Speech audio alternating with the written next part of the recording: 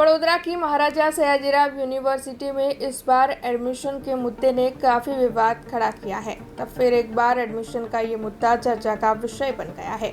दरअसल एडमिशन के मुद्दे के मद्देनजर विभिन्न छात्र संगठनों की ओर से vice chancellor professor doctor Vijay Kumar Srivastava के आवास के बाहर विरोध प्रदर्शन किया गया था। उसी के मद्देनजर यूनिवर्सिटी के vice chancellor doctor Vijay Kumar Srivastava की ओर से सयाजीगंज पुलिस थाने में रायोटिंग की शिकायत दर्ज करवाई है। तब इस मामले के मद्देनजर छात्र नेताओं के और छात्र संगठनों के विरोध प्रदर्शन को समर्थन देते हुए NSUI के नेता अमर वाघेला आगे आए हैं। મેં કીધું છે કે આ જે વીસી બેઠા છે તે તાનાશા છે, એ વિદ્યાર્થીઓને વિદ્યાર્થીની આતંકવાદી સાંભળે છે। જ્યારે રજૂઆત સાંભળવા માટે વીસી સાહેબ ના હોય, એમની જગ્યા પર ના બેસતા હોય, ત્યારે વિદ્યાર્થીઓનો ફરજ પડે છે કે તેમની રજૂઆત માટે એમના ઘરે જઈને રજૂઆત કરે।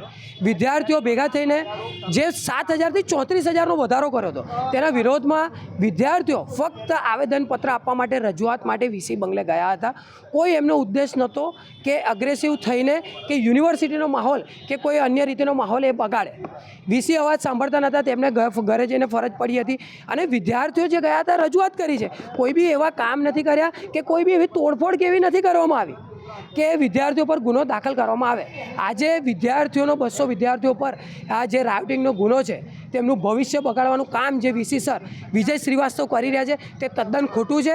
ભૂતકાળમાં પણ યુનિવર્સિટીમાં આનાથી મોટા આંદોલનો થયા હતા। આવા જ દબાવવાના પ્રયાસોથી અમારી વિદ્યાર્થી એકતા અમે ચૂપ નહીં રહીએ। આગળ પણ જરૂર પડશે તો અમે આંદોલન કરતા રહીશું અને જે વિદ્યાર્થીઓ સાથે આ જે ગુનો દાખલ થયો છે એમને અમે ખભેથી ખભે મિલાવીને આગળ આંદોલનની જરૂર પડશે તો NSUI ટીમ એમની સાથે ઊભો રહીને વીસી સરનો વિરોધ, મેનેજમેન્ટનો વિરોધ કરતો રહેશે। પણ આવી ફરિયાદોથી અમારા વિદ્યાર્થીઓ પર કોઈ ફરક નહીં પડે। અમે જ્યાં જરૂર પડશે વિદ્યાર્થીઓ માટે ઊભા રહીશું, મેનેજમેન્ટ સાથે અવાજ ઉઠાવતા રહીશું। ભલે અમારા ઉપર કેસ થાય, અમારા ઉપર કોઈ બી અરજીઓ થાય, અમે વિદ્યાર્થીઓ સાથે છીએ। વિદ્યાર્થીઓ સાથે ઊભા રહીને મેનેજમેન્ટ સાથે અમે લડતા રહીશું। अब खबरों से लगातार अपडेट रहना हुआ आसान। BRG न्यूज आपके मोबाइल स्क्रीन पर आज ही BRG न्यूज की mobile app Google play store और ऐप स्टोर से डाउनलोड करें और खबरों से लगातार जुड़े रहें।